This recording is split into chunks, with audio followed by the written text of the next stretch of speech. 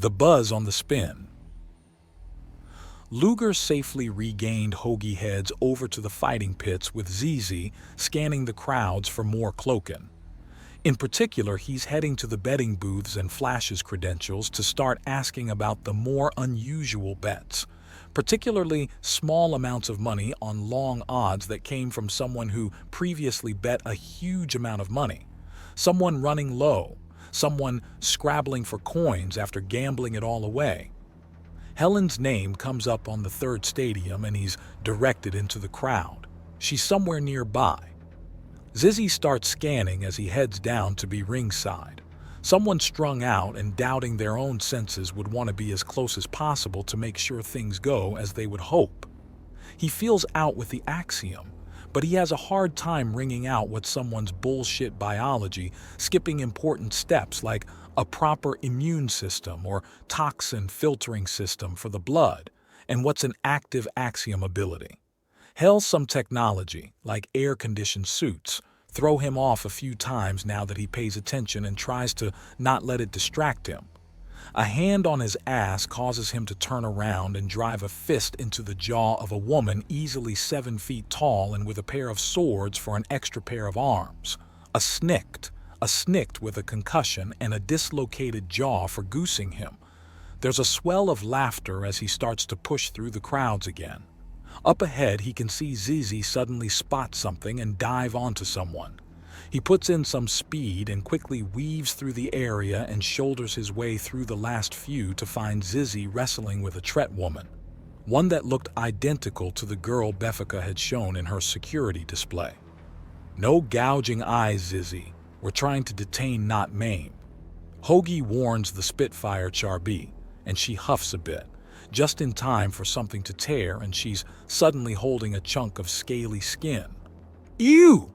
Zizzy protests even as Hoagie full-on tackles the woman and pins her. Take your standard form now.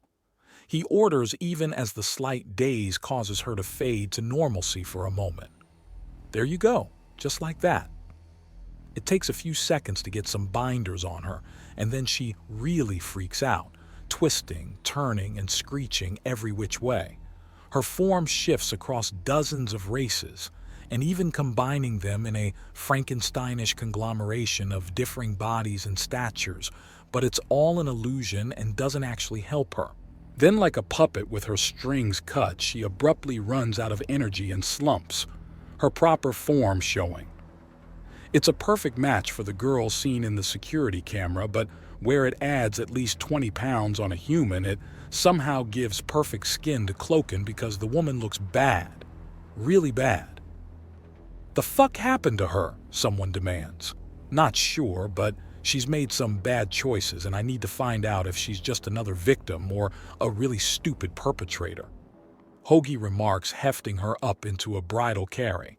Helen's mouth hangs open to show a tongue with blue and dark purple splotches across it. Shit, that girl's on the chill, no wonder she collapsed. Fuck, Hoagie spits. All right, make a path. I need to get this idiot to a medic before she carks it. Damn, it's been years since I had chill. I prefer the hotter stuff, you know, things that give you energy rather than mellow. Not the time, Zizzy, Hoagie spits out as he races for the staff entrance.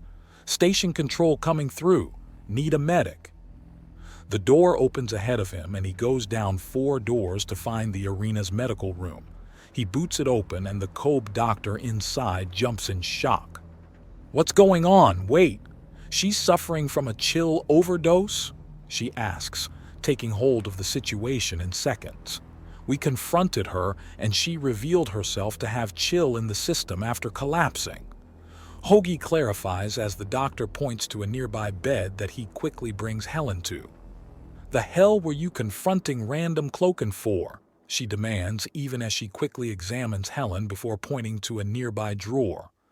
Make your tall ass useful and hand me the blue patches you find in there. Hoagie complies, and in moments the nurse is muttering over Helen as she applies the medical patch and then breathes a sigh of relief. Okay, we still have a pulse. Provided we can avoid any other shocks to her system, and she should be all right. Why is this woman tied up? She's involved in the incident on Deck 6. I'm leaning on her being a patsy of some kind, but she might be stupid and desperate enough to cause problems. I need to know for sure. I heard about that. The girls there are pissed. Some kind of counterfeiting? Brass covered with Kutha. A lot of people got hurt over it when the machines got a lot more resistance than they were expecting, not to mention the cost of getting all the shards out and the lost production time. So what? You want her to get better so you can just throw her out an airlock yourself? A suicide patch would be kinder, much less painful. I want to figure out what's going on before I throw people into hard vacuum. For that, I need her awake and coherent. Oh great, as if I wasn't dealing with enough stupidity of over-muscled freaks slamming each other with chunks of metal, now I have druggies too. The doctor grumps before pressing a button and a force field forms just over Helen to keep her restrained. So long as she's in this room, you're not to touch her. Understand? I understand. Will you calm down already? How long until she's conscious and coherent? This is a chill crash. The drug forces your metabolic processes to slow down and drops anxiety and stress through the floor. Unfortunately, if something forces the heart rate up, it forcibly spreads the drug faster than normal and your processes drop so low you slip into a comatose state. Something like being confronted by an aggressive monkey and his psychotic bee. She was also in the midst of gambling and right up against the railing for the fight. This was happening sooner or later. Hoagie defends himself even as he puts his hand over the front of ZZ's ablator to discourage the Charbie in using the weapon. No shooting doctors, least not before they shoot at you first. Oh, that's comforting. The doctor growls out as she pulls out a device with a rod attached. It goes into Helen's mouth and there's a choking sound from the Kolb. That's not good, Zizzy notes. Thank you for the update, Dr. Buzz. The now frantic medical professional howls at Zizzy. Good God, this woman has twice the lethal dose. How is she still alive? A miracle? Hoagie asks, and the glare he's given is withering. But fuck it. He's had worse from better and merely points at the Kolb. Calm your lizard tits. My getting her here is the only reason she's alive. There is a marvelous choking sound from the doctor as she rushes into the back of the room and comes back with a strange pack that includes what looks like a cup of Jell-O and a popsicle stick. She carefully opens it and takes a slight dollop out. Get her shirt off. Knowing better than to question a doctor's orders, Hoagie reaches over as the force field deactivates and tears the shirt completely open. The patchy nature of the scales and clear starvation the woman is under puts aside any level of possible sexiness that big perky tits usually brings. The substance is carefully rubbed in between her breasts with the stick and the doctor carefully puts the lid back on. Ape, put this in the disposal bin. I do it myself, but I want this girl to actually live past the next 10 minutes. She orders him, and he takes the stick and walks it over to the red and yellow rimmed can that only has an entrance and not way to reach in. He drops it in and goes back to where he was standing. Sweet goddess, this station puts cracks in my scales. Sure, the weather's nice in this area, but the average IQ score is sitting at a lukewarm 40 with the unending parade of concussions, druggies, and idiots. The doctor mutters as she brings out a trinity of sensors.